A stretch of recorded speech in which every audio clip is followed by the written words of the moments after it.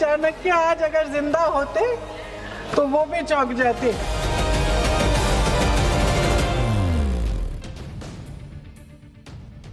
महिला आरक्षण को पास कराने के लिए आज से संसद का विशेष सत्र शुरू हो गया है। यह सत्र 18 अप्रैल तक चलेगा। आज लोकसभा में 3 बिल पेश करने के साथ इसकी शुरुआत हो गई। इस विशेष सत्र को और ऐतिहासिक बनाने के लिए लोकसभा की गैलरी में महिलाओं को भी आमंत्रित किया गया था।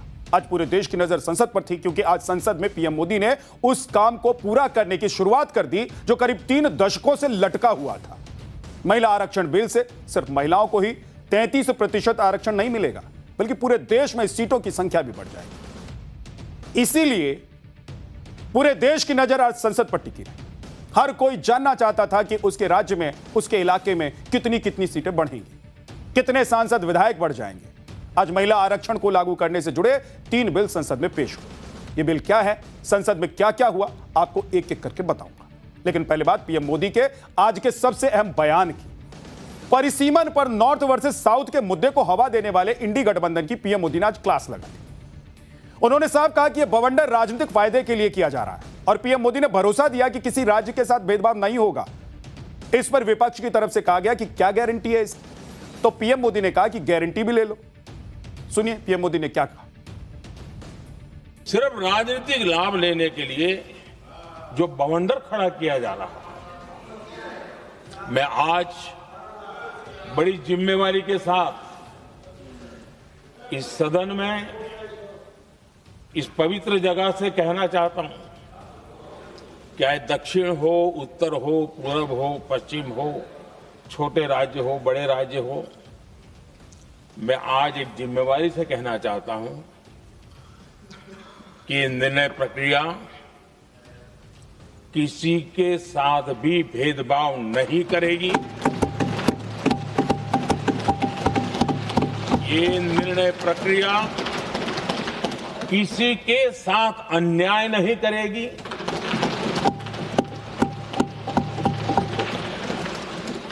भूतकाल में जो सरकारें रही और जिनके कालखंड में जो परिसीमन हुआ और जो अनुपात उस समय से चला आ रहा है, उस अनुपात में भी कोई बदलाव नहीं होगा और वृद्धि भी उसी अनुपात में होगी।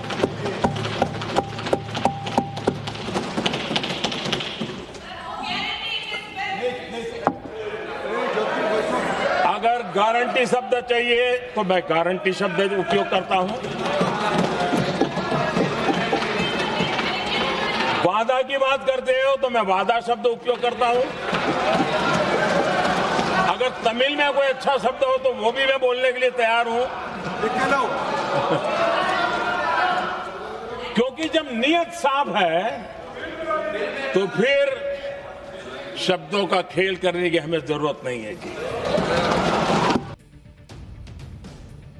इंडी गठबंधन जो साउथ के राज्यों को लेकर माहौल बना रहा था, उस पर पीएम मोदी ने पानी फेर दिया। साउथ के राज्यों में कितनी सीटें बढ़ेंगी, इसे लेकर तो अमित शाह ने संसद में लिस्ट निकाल दी, वो भी आपको दिखाऊंगा। लेकिन पहले देखिए कि आज संसद में कैसे गजब का माहौल बना। पीएम मोदी ने कभी अखिलेश यादव को अपना दोस्त बताया, कभी कल्याण बनर्जी पर तंज किया, कभी पूरे इंडी गठबंधन को एक साथ लपेटे में ले लिया। महिला आरक्षण को लेकर इंडी गठबंधन यह माहौल भी बना रहा है कि यह सब पीएम मोदी राजनीतिक फायदे के लिए कर रहे हैं। लेकिन आज पीएम मोदी ने साफ कह दिया कि हमें क्रेडिट नहीं चाहिए। चाहे तो विपक्षी पार्टियां और विपक्ष के नेता अपनी फोटो अखबार में छपवा लें, चाहे तो क्रेडिट का ब्लैंक चेक भी वो रख लें। पीएम मोदी ने यह भी चेताया कि इसका विरोध करेंगे तो फायदा उन्हें मिल जाएगा, यानी कि प्रधानमंत्री नरेंद्र मोदी को मिल जाएगा। सुनिए पीएम मोदी ने ऐसा क्या कहा कि संसद का पूरा माहौल ही बदल गया। अरे भाई, इनको बोलने दीजिए। वहां पर बेचारे को मुंह पे ताला लगा हुआ है, बहुत बगल में कोई बोलने नहीं देता उसको। देखिए, इसका अगर विरोध करेंगे तो स्वाभाविक है कि राजनीतिक लाभ मुझे होगा, लेकिन साथ चलेंगे तो किसी को भी नहीं होगा, ये लिख के रखो। किसी को नहीं रहेगा, क्योंकि एक फिर अलग पहलू हो जाता है, फिर किसी को फायदा नहीं होता। और इसलिए हमें क्रेडिट नहीं चाहिए, जैसे ये पारित हो जाए मैं कल एडवर्टाइजमेंट दे करके सबका धन्यवाद करने के लिए तैयार हूं, सबकी फोटो छपवाने के लिए तैयार हूं। क्रेडिट आप ले लो, चलो क्रेडिट की चिंता है क्या है जी, ले लो ना क्रेडिट। आपको जिसकी फोटो छपवानी है सरकारी खर्चे से हम करवा देंगे।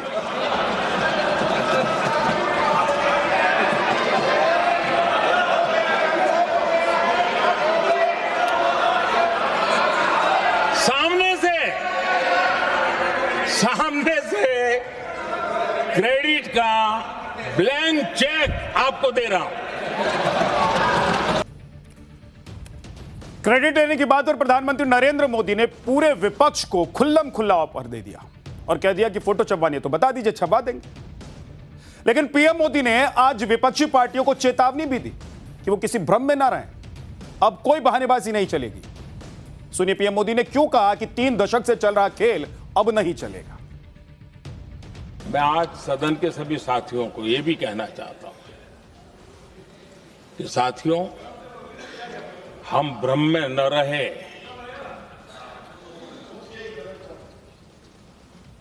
हम उस अहंकार में न रहे, और मैं हम शब्द प्रयोग कर रहा हूं, मैं और तुम की बात नहीं कर रहा हूं। मैं हम इस भ्रम में न रहे कि हम देश की नारी शक्ति को हम कुछ दे रहे हैं। जी नहीं, उसका हक है। और हमने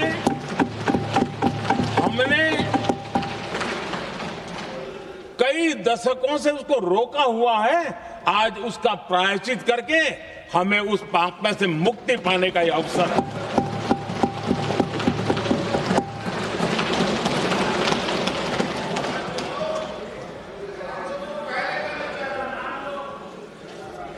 हम सब जानते हैं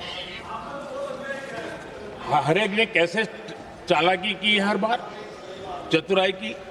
बिल्कुल हम तो इसके पक्ष में ही हैं, लेकिन हम इसके साथ ही हैं, लेकिन हर बार कोई न कोई टेक्निकल पूंछ लगा दी इसको और इसको रोका गया। हर बार ऐसी चीजें लाई गई है।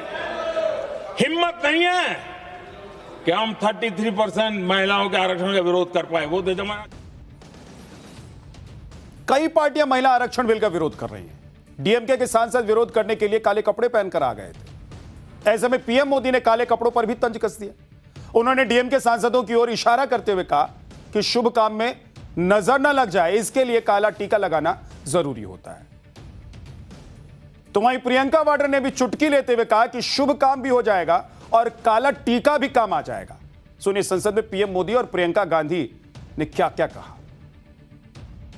मैं लाइटर में मैं जरूर कहना चाहूंगा, हर एक के अपने राजनीतिक कारण होते हैं और पराजय का डर जरा हैरान करने वाला होता है।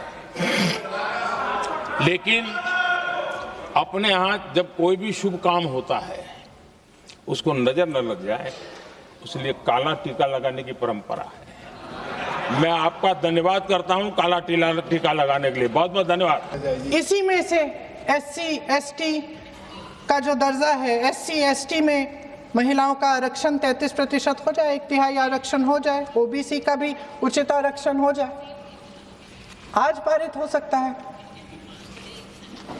शुभ काम भी हो जाएगा, बेवजह प्रक्रियाहीन परसीमन से देश का नुकसान भी नहीं होगा और काला टीका भी काम आ जाएगा।